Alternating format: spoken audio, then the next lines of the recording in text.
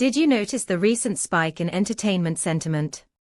With a score of plus 0.22 and momentum at plus 0.38, this is not just another day.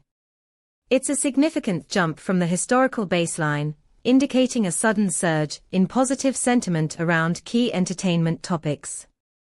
What's particularly interesting is the emergence of 20 semantic clusters, suggesting diverse themes driving this sentiment. You can leverage our API to return detailed insights on these clusters, allowing you to pinpoint what's resonating with audiences right now. Imagine using this data to refine your content strategy or optimize your marketing campaigns based on real-time sentiment shifts. Ready to dive deeper? Check out our documentation at pulsebit.lojenterprise.com/docs.